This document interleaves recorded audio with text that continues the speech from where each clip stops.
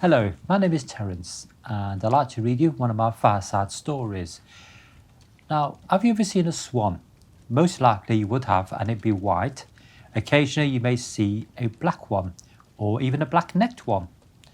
But there's one particular swan we're going to read today that's entirely different. Her name is Grace. She's very fussy and she's known as a pink swan. The title of the story is The Pink Swan. In the middle of a thick forest is a large lake. It's a very busy lake. Deer drink and graze round about it. Rabbits hop and play. Ducks and swans swim around in it as there is a buzzing and splashing happening all the time, except for one very quiet spot.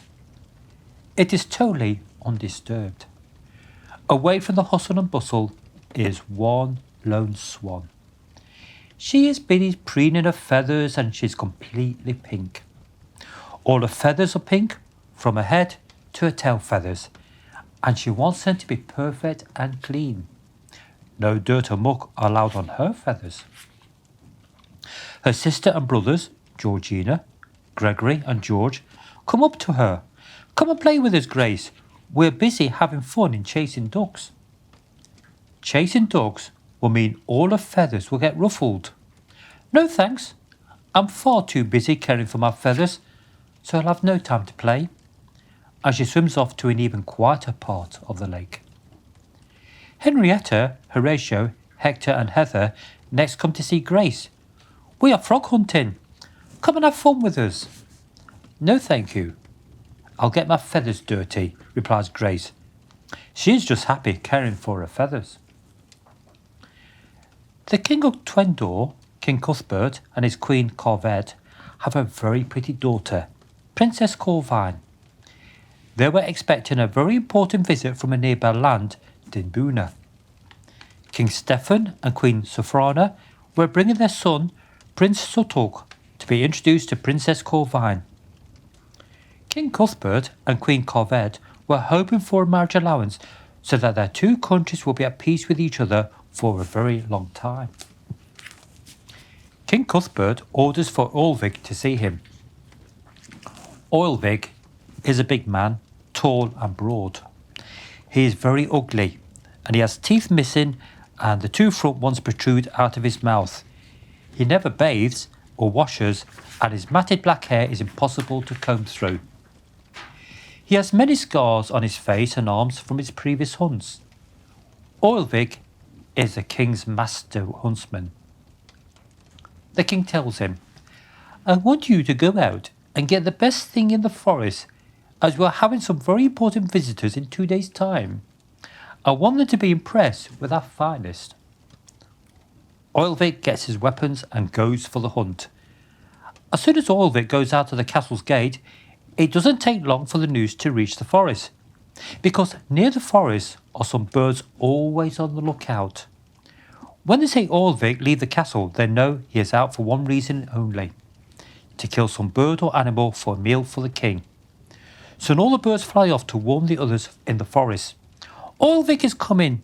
Oilvig is coming! They tweet as they fly around.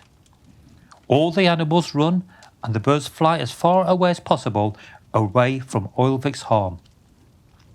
Whether they flee to save their lives or from the stench of Oilvig's body, no one seems to know.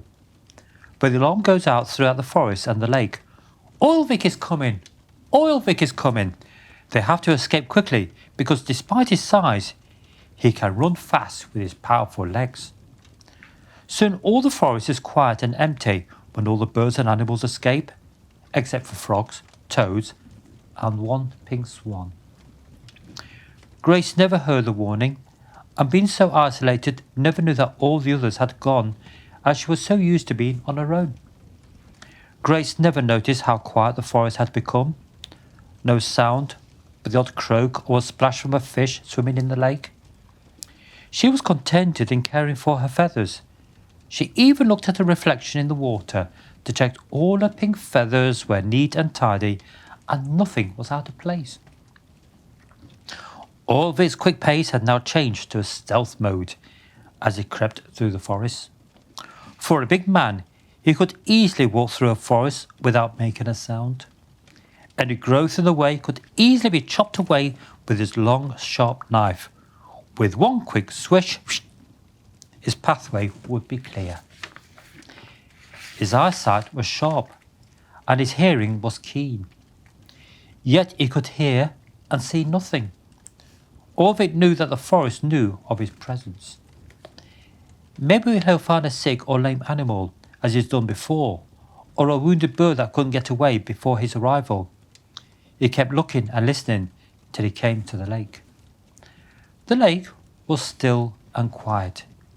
Even the fish stayed under the water, out of sight. Ulvik looked around and could see in the far distance a swan. Not an ordinary swan, but a pink swan. She looked too busy to notice him.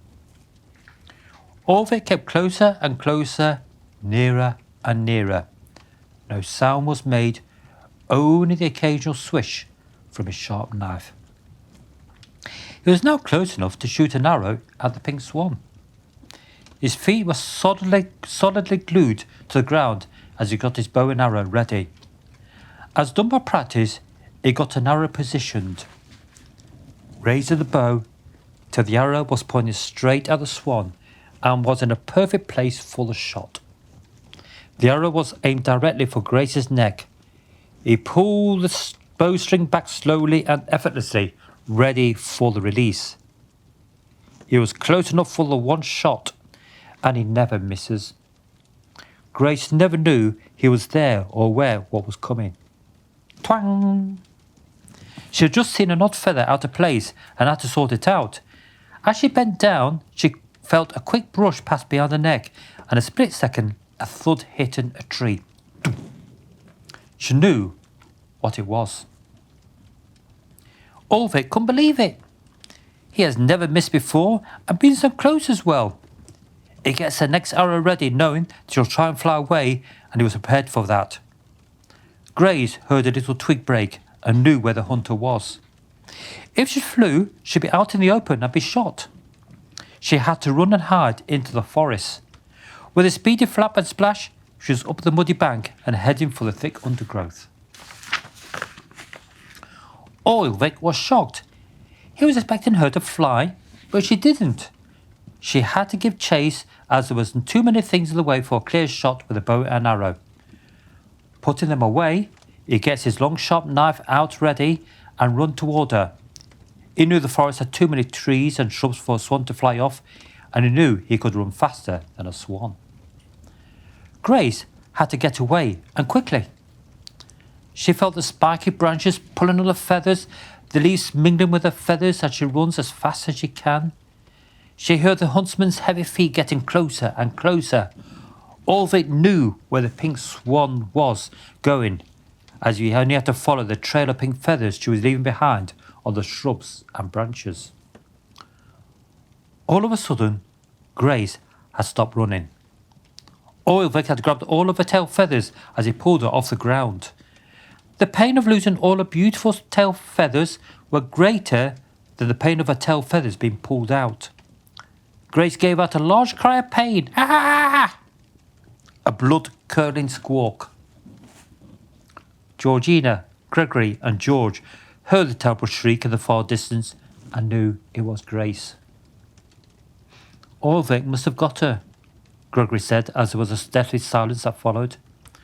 They all felt sad as Horatio, Henry, Henrietta and Heather also heard the loud squawk. Ulvik had a handful of feathers and fell backwards. He had given a sharp tug and managed to pull out all of her tail feathers.